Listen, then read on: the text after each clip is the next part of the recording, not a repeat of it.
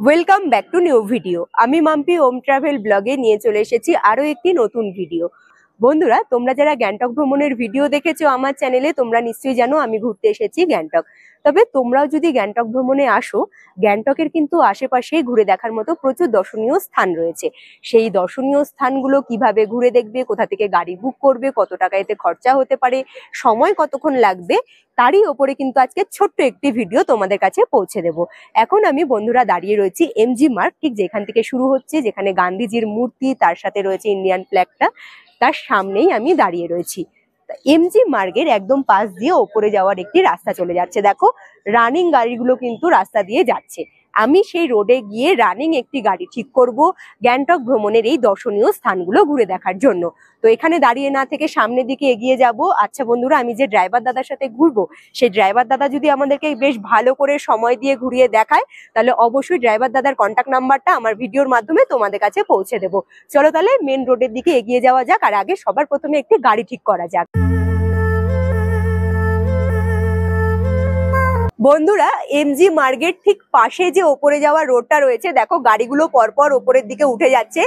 এই রোড থেকে কিন্তু আমি একটি রানিং গাড়ি ঠিক করে নিয়েছি। এখানে গাড়ি দাঁড়িয়ে রয়েছে, এই গাড়ি করেই আজকে গ্যাংটক ভ্রমণ করব। যেই সব দর্শনীয় স্থানগুলো আমি ঘুরে দেখব, অবশ্যই জানিয়ে দেব কতগুলো জায়গা ঘুরছি। তবে আজকে কিন্তু সারাদিনটাই ঘুরবো এই গাড়ি করে। আমার এতে খরচা পড়লো কিন্তু 1700 টাকা। কতগুলো জায়গা ঘুরছি অবশ্যই জানিয়ে দেব। আর তোমাদের আরো একবার বলে দিচ্ছি, এমজি মার্গ মানে মহাত্মা গান্ধী মার্গ, তার পাশের রোড থেকেই কিন্তু গাড়িটা ঠিক করলাম। পরপর যেহেতু গাড়ি আসছে, আমি আর বেশিক্ষণ এখানে দাঁড়িয়ে থাকবো না, সোজা আমি গাড়িতে উঠে পড়বো। চলে এসো। আজকে আমি আমার জার্নিটা শুরু করলাম এমজি মার্গ মানে মহাত্মা গান্ধী মার্গ থেকে। ঘড়ির কাঁটায় বাজে এখন ঠিক সকাল 10:30। তবে পুরো জার্নিটা কমপ্লিট করার পরে নিজস্ব অভিজ্ঞতা থেকে বলছি, জার্নিটা যদি তোমরা সকাল 8টা কিংবা 9টা থেকে শুরু করো তাহলে ভীষণ ভালো হয়। গ্যাংটকে ভ্রমণ করার জন্য রয়েছে 5 পয়েন্ট, 7 পয়েন্ট এবং 10 পয়েন্ট। আজ আমি 10খানা পয়েন্ট ঘুরে দেখব। কোথায় কোথায় যাচ্ছি সেটা তো অবশ্যই বলবো। তবে এখন আমি চলে এসেছি আমার প্রথম গন্তব্যস্থলে।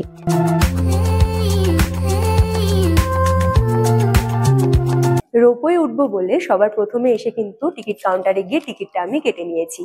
আমি এবং সৌরভ এবং ঋষু, ওম দুজনেই রয়েছে। এবার বলি মাথা পিছু আমার টিকিট কাটতে কত টাকা করে লাগলো। মাথা পিছু কিন্তু লাগলো 169 টাকা করে। আচ্ছা, ওম যেহেতু রয়েছে, ওম কিন্তু 5 বছর বয়স হয়েছে বলে, মানে 3 থেকে 5 বছরের বাচ্চারা যদি সাথে থাকে তাহলে কিন্তু লাগবে 85 মানে 85 টাকা করে। ঋষু অনেকটাই ছোট, ওর কিন্তু আমার টিকিট কাটতে হলো না। তবে বন্ধুরা, এখানে কিন্তু টিকিট কাটার পরে তোমাদের ওয়েট করতে হবে, বসার ব্যবস্থা রয়েছে। গেটম্যান দাদা কিংবা এখানকার যে গার্ডরা রয়েছে তারা কিন্তু তোমাদের টিকিটটা চেক করবে, করে তোমাদের ওয়েট করতে বলবে। যখন ওনারা বলবে লিফটে করে উপরে যেতে, তখন কিন্তু তোমাদেরকে সাথে নিয়ে যাবে।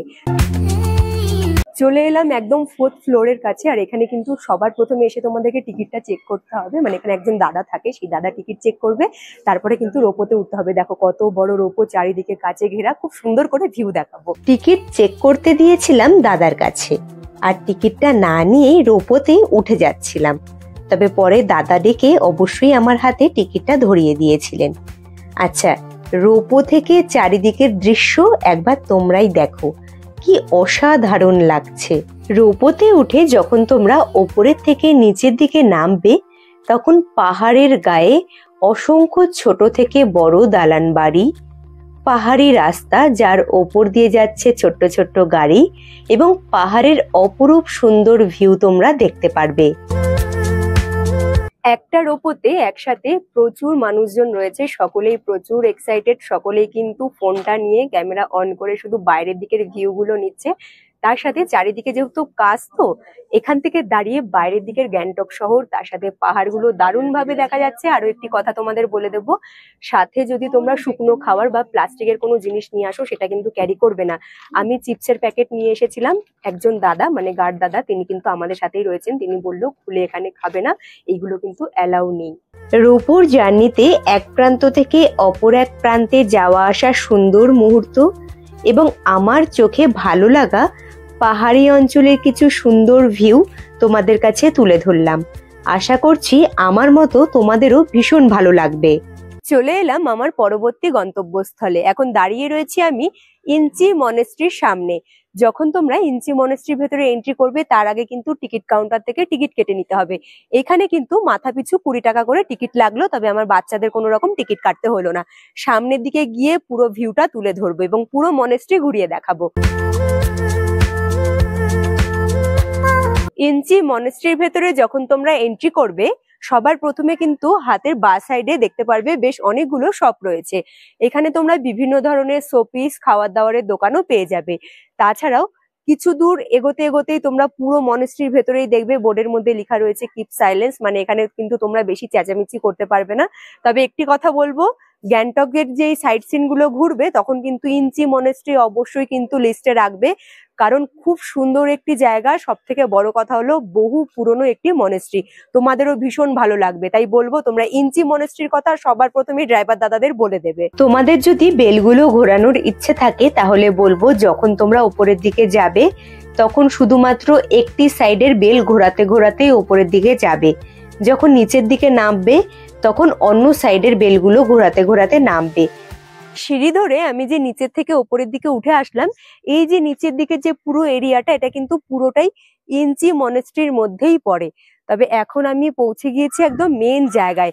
এখানে দেখো কত বড় চারিদিকের এরিয়াটা, এখানেও কিন্তু ঘুরে দেখার মতো অনেক কিছু রয়েছে। সামনের দিকে যাব, এখানে একটা বুদ্ধদেবের মূর্তি রয়েছে, ছোট্ট একটা মন্দির রয়েছে যেখানে এখানকার লোকাল মানুষজনেরা এসে পুজো পাঠ করে, সেই জায়গাটাও একটু তুলে ধরবো। ইঞ্চি মনেস্ট্রি পুরোটাই কিন্তু দেখতে ভীষণই সুন্দর, তবে তার মধ্যে থেকে আমার বেস্ট লেগেছিল এই বুদ্ধদেবের মন্দিরটি, যেটা ইঞ্চি মনেস্ট্রির মধ্যেই রয়েছে। ইঞ্চি মনেস্ট্রিটা ওপরের দিকে আসলে পরে দেখবে রাউন্ড শেপে কিন্তু অনেকগুলো ছোট ছোট মন্দির রয়েছে। একদম মাঝখানে যেই বড় মন্দিরটা রয়েছে এখানে কিন্তু বুদ্ধদেবের খুব সুন্দর বড় একটা মূর্তি রয়েছে। তাছাড়াও এই যে সামনের দিকে যে বড় তোমরা মন্দিরটা দেখতে পাচ্ছ, এখানেও বুদ্ধদেবের বড় একটি মন্দির রয়েছে। এখানে প্রচুর মানুষজন রয়েছে, তবুও একটা শান্তি কিন্তু তোমরা এখানে আসলে পাবে। আর সামনের দিকে ওই যে ছোট্ট ঘরটা রয়েছে ওইখানে কিন্তু মানে এইখানকার লোকাল মানুষজনেরা এসে পুজো পাঠ করছে, সবাই হাতে করে ফুলের স্টিক এনে এখানে দিচ্ছে। দেখতে এইসব জিনিসগুলো বেশ ভালো লাগছে। সামনের দিকে দেখেছো আমরা যেরকম ঢাক বাজাই, এখানে কিন্তু ছোট ছোট এরকম ঢোল টাইপের জিনিসগুলো রয়েছে, এগুলো বাজানো হচ্ছে। ভিডিওর শুরুতেই তোমাদের বলেছিলাম যে জার্নিটা যদি একটু তাড়াতাড়ি শুরু করো তাহলে বেস্ট হয়, কারণ এত সুন্দর পরিবেশ, এত সুন্দর মন্দির, বুদ্ধদেবের এত সুন্দর মূর্তি, এইসব জায়গায় এসে যদি একটু সময় কাটাতে না পারো তাহলে ভীষণ খারাপ লাগবে। চলে এলাম আমার পরবর্তী গন্তব্যস্থলে। এখন দাঁড়িয়ে রয়েছে আমি গণেশ টক মানে গণেশ মন্দিরের একদম ঠিক সামনে। তবে বন্ধুরা এখানেও আমাকে জুতো খুলে এই যে সিঁড়িটা রয়েছে সিঁড়ি পার করে মন্দির প্রাঙ্গণে যেতে হবে। যদি তোমরা মনে করো তোমাদের জুতোগুলো একদম প্রবেশদ্বারের বাইরের দিকে রাখতে পারো, সমস্যা নেই।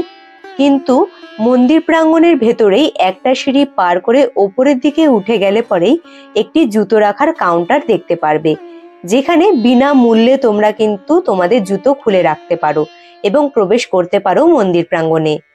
সিঁড়ি ধরে ওপরের দিকে উঠে আসলে পরে একদিকে তোমরা দেখতে পারবে মন্দির প্রাঙ্গণ, যে মন্দির প্রাঙ্গণে কিন্তু বিরাজমান রয়েছে গণেশজি। ভীষণ সুন্দর মূর্তি, দারুণ লাগবে। তোমাদেরও বলবো অবশ্যই তোমরা মন্দির প্রাঙ্গণে ভিজিট করে মন্দির প্রাঙ্গণে গিয়ে গণেশজির মূর্তি দর্শন করবে। আর এক সাইডে দেখো সিঁড়ি ধরে একটু ওপরের দিকে যেতে হবে, এটা কিন্তু ভিউ পয়েন্টও বলে, যেখান থেকে পাহাড়ের সৌন্দর্য ভীষণ সুন্দরভাবে দেখা যায়।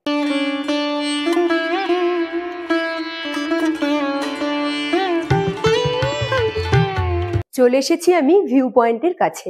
এখানে কিন্তু একটা ছোট্ট ঘর রয়েছে, যে ঘরটা পুরোটাই বলতে পারো কাঁচ দিয়ে ঘেরা, আর রয়েছে সিটিং প্লেস, তোমরা চাইলে এখানে বসতেও পারো। বাইরের দিকে যা হাওয়া চলছে, আমার কথা বলতে ভীষণ কষ্ট হচ্ছে, এখানে দাঁড়িয়ে একটু আরাম লাগছে। তবে বন্ধুরা সামনের দিকে ছোট্ট একটা গেট রয়েছে, যে গেটটা ব্যবহার করে তোমরা বাইরের দিকে বেরোতে পারবে। আর বাইরের দিকে বেরোলে পরে পাহাড়ের চারিদিকের ভিউটা দারুণভাবে দেখা যাবে। গণেশ টক মানে গণেশ মন্দির প্রাঙ্গণে এসে যদি তোমরা ভাবো পুজো দেবে, সেই ক্ষেত্রে মন্দির প্রাঙ্গণের সামনেই রয়েছে ছোট্ট একটি কাউন্টার, যেখানে 50 টাকায় 100 টাকার বিনিময়ে পুজোর ডালা কিনতে পারবে। প্রত্যেকটা জায়গা আমি ভীষণ সুন্দর করে এবং সময় নিয়ে ঘুরে দেখেছিলাম। তবে ভিডিওটি যাতে বেশি বড় না হয় তার কারণে ছোট্ট ছোট্ট ক্লিপের মাধ্যমে প্রত্যেকটা জায়গার সৌন্দর্য তুলে ধরার চেষ্টা করলাম। পাহাড়ের চূড়ায় দারুণ সুন্দর মন্দির চত্বর, যেখানে আমি তোমাদের দেখালাম গণেশজি বিরাজমান রয়েছে। পাশে কিন্তু আরো একটি ছোট্ট মন্দির রয়েছে, যেখানে বিরাজমান রয়েছে আমাদের ভোলেনাথ নন্দী মহারাজের সাথে। আর এখানে একটা ছোট্ট ঘট রয়েছে, জলের ব্যবস্থা রয়েছে, তোমরা চাইলে ঘট ব্যবহার করে জল ঢালতে পারো ভোলেনাথের মাথায়। এই দিক থেকে দেখো খুব সুন্দর কিন্তু পাহাড়ের ভিউ দেখা যাচ্ছে, যেখান থেকে ছোট্ট ছোট্ট পাহাড়, তার সাথে পাহাড়ের খাজে ছোট্ট ছোট্ট বাড়িগুলো দেখা যাচ্ছে, দেখতে অসাধারণ লাগছে। গণেশ টক মানে গণেশ মন্দিরের প্রথম প্রবেশদ্বার। প্রবেশদ্বারের বাইরে মেন রোডের দু সাইডেই রয়েছে প্রচুর দোকানপাট, যেখানে টুপি, সোয়েটার, মাফলার, বিভিন্ন ধরনের সাজগোজের জিনিস এবং বিভিন্ন ধরনের শোপিস থেকে শুরু করে খাবারের প্রচুর দোকান পেয়ে যাবে। তবে অফ টাইমে একটু কম দোকানপাট থাকলে পরেও সিজন টাইমে কিন্তু প্রচুর দোকান বসে।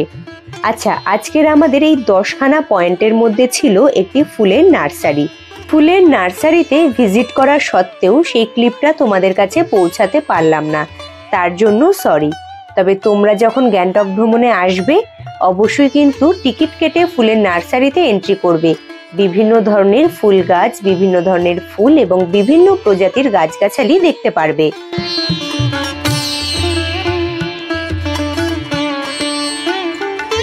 চলে এলাম আমার পরবর্তী গন্তব্যস্থলে। এখন দাঁড়িয়ে রয়েছে আমি হনুমান টকে। বন্ধুরা দেখো, এই দিক দিয়ে কিন্তু আমাকে মন্দির প্রাঙ্গণে এন্ট্রি করতে হবে, ছোট্ট একটা ট্রেক করতে হবে। তবে তার আগে মন্দির প্রাঙ্গণে এন্ট্রি করার আগে এখানে রয়েছে জুতো রাখার একটি স্ট্যান্ড, এখানে জুতোটাকে রাখবো, তারপরে মন্দির প্রাঙ্গণে এন্ট্রি করব। হনুমান টকের মেন মন্দির প্রাঙ্গণে যাওয়ার জন্য ছোট্ট একটা ট্রেক করতে হবে। তোমাদের তো বললাম আসলে চারিদিকেই সিঁড়ির ব্যবস্থা রয়েছে, আর মন্দিরটা না একদম পাহাড়ের চূড়ায় রয়েছে, যার কারণে তোমাদেরকে সিঁড়ি ভেঙে একদম উপরের দিকে উঠতে হবে। তবে আমি শর্টকাট একটা রাস্তা ধরলাম, এদিক দিয়ে একটু তাড়াতাড়ি পৌঁছাতে পারবো, এই আর কি।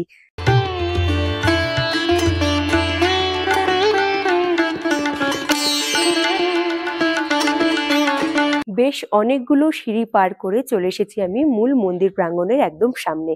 হাতের ডান সাইডেও রয়েছে সুন্দর একখানা মন্দির প্রাঙ্গণ, সামনের দিকেও দেখতে পেয়েছি সুন্দর একটা ছোট্ট মন্দির প্রাঙ্গণ। প্রত্যেকটা মন্দির প্রাঙ্গণে আমি ভিজিট করব, আর বিগ্রহ তো দর্শন করব অবশ্যই, যদি সম্ভব হয়, যদি ক্যামেরা করা অ্যালাউ থাকে। আমি বিগ্রহগুলো কিন্তু আমার ভিডিওর মাধ্যমে তোমাদের কাছেও তুলে ধরবো। ওইদিকে রয়েছে ভিউ পয়েন্ট, আগে আমি বিগ্রহগুলো দর্শন করি, তারপরে আমি ভিউ পয়েন্টের দিকেও নিয়ে যাব। হনুমান টক মন্দির প্রাঙ্গণ জুড়ে রয়েছে বহু ইতিহাস। আমি সবার প্রথমে তাই চলে গেলাম হনুমানজির দর্শন করতে। বন্ধুরা, এই মন্দির প্রাঙ্গণের বাইরেই সিঁড়ি ধরে নিচের দিকে নেমে আসলে পরে তোমরা একটা ছোট্ট টেবিলের মধ্যে দেখতে পারবে একটা গামলার মধ্যে প্রসাদ এবং টিপ রাখা থাকে। সেটা তোমরা নিজেরাই কিন্তু হাত দিয়ে প্রসাদ এবং টিপটা নিয়ে নেবে। হনুমান টক মন্দির প্রাঙ্গণটা আমার ভীষণ ভালো লাগলো।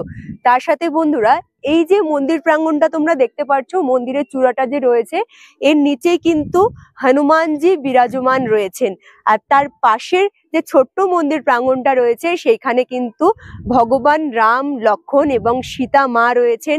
তাছাড়াও রয়েছে গণপতি বাবা, রাধাকৃষ্ণ, বেশ অনেকগুলো দেবদেবতাদের কিন্তু মূর্তি রয়েছে।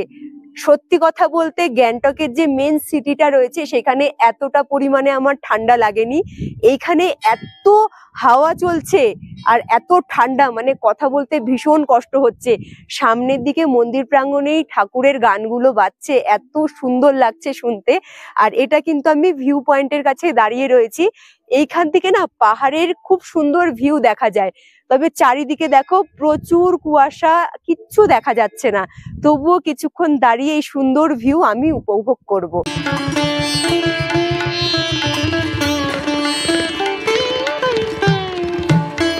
হনুমান টকের মন্দির প্রাঙ্গণ থেকে বাইরের দিকে বেরিয়ে আসলে পরে তোমরা দেখবে যেখানে জুতো রাখার যে স্ট্যান্ডটা রয়েছে তার পাশেই রয়েছে একটি কিন্তু স্পেশাল ধোসা কাউন্টার। এই হলো কাউন্টার, এখান থেকে কিন্তু তোমাদেরকে নিতে হবে ধোসা। তাছাড়াও চা কফি তো পাওয়া যাচ্ছে, বাইরের দিকেও বসার ব্যবস্থা রয়েছে। তবে বন্ধুরা একটি কথা বলি, এটা কিন্তু পুরোপুরি চালায় আর্মিরা, আর্মিদের এটা হলো কিন্তু পার্সোনাল একটি কাউন্টার। এখান থেকে তোমরা খাওয়ার দাওয়ার অবশ্যই খাবে, কারণ আমি যতবার আসি ততবার কিন্তু এইখান থেকে প্লেন ধোসা কিংবা মশলা ধোসা অর্ডার করে খাই। খাই, আমার ভীষণ ভালো লাগে। আর এখানে নিয়ে নিয়েছি, ছেলে বসে রয়েছে, বাইরের দিকে বসার ব্যবস্থা রয়েছে কিন্তু হাওয়া চলছে তো, তাই আমি ভেতর দিকে বসলাম খাবারগুলো নিয়ে। খেয়ে টেস্ট করে দেখে তোমাদের অবশ্যই জানিয়ে দেবো খেতে কেমন হয়েছে। গ্যাংটকে আমি ঘুরতে এসেছি বহুবার, তবে আমি যতবারই আসি না কেন প্রত্যেকবারই কিন্তু অর্ডার করি এখান থেকে প্লেন ধোসা কিংবা মশালা ধোসা। এইবারও কিন্তু তার অন্যথা হয়নি। হনুমান টকে এসে অর্ডার করেছিলাম মশালা ধোসা। প্রত্যেকবারের মতো এইবারকারও ধোসা কিন্তু আমার ভীষণ ভালো লেগেছিল। হনুমান টক থেকে সোজা চলে এসেছিলাম প্ল্যান্ট কনসারভেটরিতে। এখানে রয়েছে বিভিন্ন ধরনের গাছ, সেটা ফুলের গাছ হোক কিংবা কোনো ওষুধের গাছ হোক, তোমরা কিন্তু টিকিট কেটে এন্ট্রি করতে পারো। তারপরে চলে এসেছিলাম আমার পরবর্তী গন্তব্যস্থলে, যে সুন্দর জায়গাটির নাম হলো লাসা ফলস। এখন এই ওয়াটারফলসটা দেখতে একটু অন্যরকম লাগলে পরেও বরফ গলা জল যখন পাহাড়ের ওপর থেকে বয়ে আসে তখন দেখতে অসাধারণ লাগে। চলে এলাম আমি তাসি ভিউ পয়েন্টে। বন্ধুরা, তাসি ভিউ পয়েন্টে আসলে পরে তোমরা কিন্তু এদিক থেকে দেখতে পারবে কাঞ্চনজঙ্ঘার ভিউ।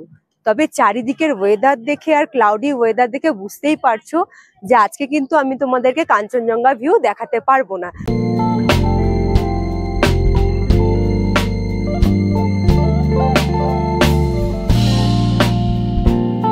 আচ্ছা, এই যে ওয়াচ টাওয়ারটা দেখতে পাচ্ছ, নিচে কিন্তু একটা শপ রয়েছে যেখান থেকে তোমরা বিভিন্ন ধরনের জিনিস কেনাকাটি করে নিতে পারো, তবে একটু দামগুলো বেশি, তোমরা নিতে ইচ্ছুক হলে নিতে পারো। ওয়াচ টাওয়ারের ওপরে তোমরা উঠতে পারবে, তবে তার জন্য তোমাদের কিন্তু টিকিট কাটতে হবে। আচ্ছা, এই সাইডেও রয়েছে বেশ সুন্দর একখানা প্রাঙ্গণ, যেখানে দাঁড়িয়ে তোমরা ফটোশুট সারতে পারবে। আর এখন যেটা নতুন নিয়ম বলবো না, জিনিস দেখছি, এই যে স্ট্যান্ড গুলো, এর ওপরে দাঁড়িয়ে তোমরা ফোন লাগিয়ে দিয়ে কিন্তু ভিডিও শুট করতে পারবে, তবে তার জন্য অবশ্যই কিন্তু দাদা কিছু একটা টাকা চার্জ করছে। এই যে ওয়াচ টাওয়ারটা, তার পেছন দিকে রয়েছে বাচ্চাদের জন্য ছোট্ট একটা পার্ক, সেখানে 2-4টে দোলনা রয়েছে, চাইলে বাচ্চাদের নিয়ে সেখানেও কিন্তু মজা করতে পারো। ওয়াচ টাওয়ারের ওপরে টিকিট কেটে এন্ট্রি করতে হলে পরেও ছোট্ট এই পার্কে এন্ট্রি করার জন্য কোনো রকম টিকিট লাগে না। চলে এলাম আমার পরবর্তী গন্তব্যস্থলে। এখন দাঁড়িয়ে রয়েছি গুনজাং মনেস্ট্রির প্রবেশদ্বারের সামনে, কারণ মনেস্ট্রির সামনে যেতে হলে আমাকে এই প্রবেশদ্বারটা পার করে যেতে হবে নিচের দিকে। আর গুনজাং মনেস্ট্রির দিকে যাওয়ার আগে কিন্তু এই বড় প্রবেশদ্বারটা তোমরা দেখতে পারবে। তাছাড়াও আমি একটু দেখিয়ে দিচ্ছি, এখানে একটি বোর্ড রয়েছে, এই বোর্ডের মধ্যেও কিন্তু রয়েছে গুনজাং মনেস্ট্রি। বন্ধুরা, বিশাল বিশাল ঠান্ডা বেড়ে গিয়েছে গ্যাংটকে। যদি তোমরা আসো এখানে, যেটা আমি এসে বুঝলাম, মানে বিশাল ঠান্ডা। আর আরো একটি কথা বলবো, যখন আমি এসেছিলাম বর্ষার সময়, তখন জানো তো এই যে পাহাড়ের গায়ে যে গাছগুলো আছে, এই গাছের মধ্যে বিভিন্ন ধরনের ফুল আমি দেখেছিলাম। তবে এখন তার বর্ষার সময় না, তো চলো বেশ কিছুটা পাহাড়ি রাস্তা আমাকে নিচের দিকে নেমে মনেস্ট্রির কাছে যেতে হবে।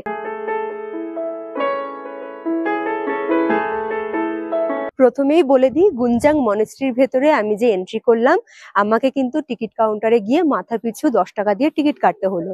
সাথে ছোট বাচ্চা থাকলে বাচ্চাদের কোনো রকম টিকিট লাগবে না।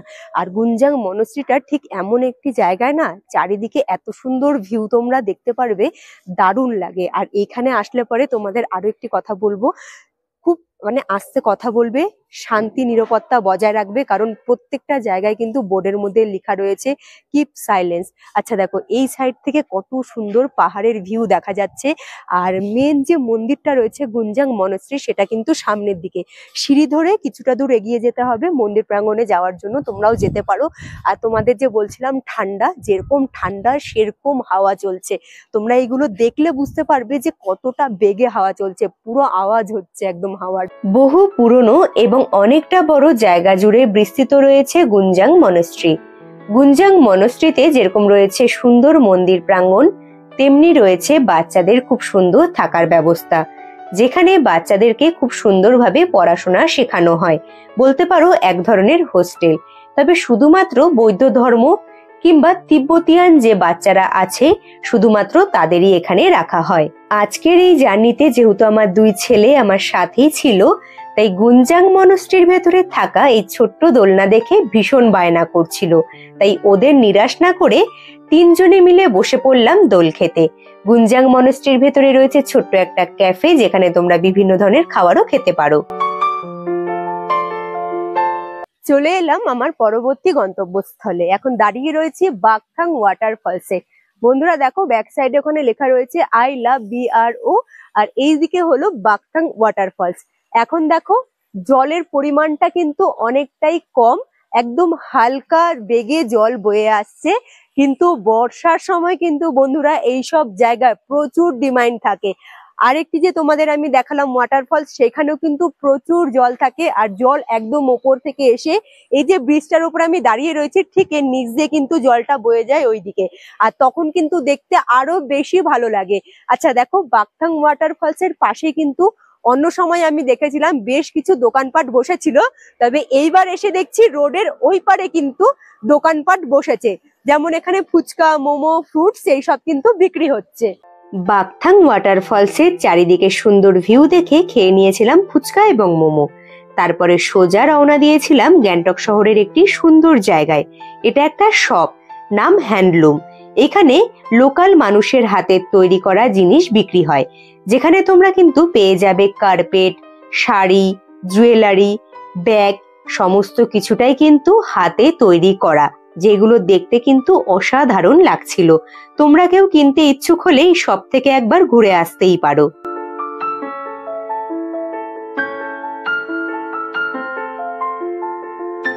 ঠিক যেখান থেকে আজ সকালবেলা জার্নি শুরু করেছিলাম, আমি কিন্তু ঠিক সেখানেই আবারও ফিরে চলে এসেছি। দাঁড়িয়ে রয়েছি এখন আমি MG মার্গে, আর আমি কিন্তু গাড়ি থেকে নেমেছি প্রত্যেকটা সাইট সিন ঘুরে। যেখান থেকে গাড়িতে উঠেছিলাম ঠিক সেইখানেই, ওইখান থেকে পায়ে হেঁটে MG মার্গে গান্ধীজি স্ট্যাচুর সামনে একদম চলে এসেছি। আচ্ছা বন্ধুরা, এবারে তোমাদের একটি কথা বলি। আমি যে আজকে সাইট সিন গুলো ঘুরলাম, এতে আমার খরচা পড়েছিল, আমি তোমাদের আগেই বলে দিয়েছি, 1700 টাকা। সেটা কিন্তু তোমরা একটু মাথায় রাখবে যে অফ টাইমে ঘুরলাম বললে কম টাকায় ঘুরতে পারলাম, সিজন টাইমে আসলে পরে কিন্তু এই টাকাটা 2000 থেকে 2500 টাকাও হয়ে যেতে পারে, কিংবা এর থেকেও বেশি চাইতে পারে। এটা আমি আগে থেকে জানিয়ে দিলাম। তবে আশেপাশের ভিউ দেখে তোমরা নিশ্চয়ই বুঝতে পারছো প্রচুর ভিড় রয়েছে। এবারে অনেকে বলতেও পারো যে এটা কিভাবে অফ সিজন হলো। আসলে অফ সিজনে আসলে পরে, মানে ফেব্রুয়ারি মাসে আমি যেহেতু এসেছি, এখন কিন্তু তোমরা লোকাল মানুষজনদেরই ভিড় দেখতে পারবে, টুরিস্ট খুব কম রয়েছে। তো বন্ধুরা, মেন কথায় আসি। আজকের এই গ্যাংটক ভ্রমণের যে তোমাদের ভিডিওটি তোমাদের কাছে পৌঁছালাম, তোমাদের কেমন লাগলো তোমরা অবশ্যই আমাকে জানিও। আর ড্রাইভার দাদা আমাদের কিন্তু ভীষণ সুন্দরভাবে ঘুরিয়েছে, প্রত্যেকটা জায়গায় সময় দিয়েছে। তাই কিন্তু মানে ড্রাইভার দাদার কন্ট্যাক্ট নাম্বারটা আমি অবশ্যই ভিডিও স্ক্রিনে দিয়ে দেব। আমি প্রথমেই বলেছিলাম যে আমার যদি ভালো লাগে ঘুরে, দাদা কিভাবে আমাদের ঘোরাচ্ছে, সময় দিচ্ছে কি দিচ্ছে না, তারপরে আমি নাম্বার দেব। আমার ভালো লেগেছে তাই কিন্তু ড্রাইভার দাদার কন্ট্যাক্ট নাম্বারটা আমি ভিডিও স্ক্রিনে দিয়ে দিলাম। তোমরা চাইলে যোগাযোগ করতে পারো, তোমরাও দাদার সাথে ঘুরতে পারো। নতুন বন্ধুরা যারা ভিডিওগুলো দেখছো কিন্তু এখনো পর্যন্ত ওম ট্রাভেল ব্লগ সাবস্ক্রাইব করোনি, তারা চটজলদি করে ওম ট্রাভেল ব্লগ সাবস্ক্রাইব করে আমার পাশে থাকতে পারো। আর যেসব বন্ধুরা চ্যানেলটি সাবস্ক্রাইব করে আমার পাশে রয়েছে তাদের অসংখ্য ধন্যবাদ। তারা এইভাবে আমাকে সাপোর্ট করো, আমার পাশে থেকো। আজকের মতো তাহলে টাটা, দেখা হচ্ছে তোমাদের সাথে খুব তাড়াতাড়ি নেক্সট ভিডিওতে। তোমরা ভালো থেকো, সুস্থ থেকো, টাটা।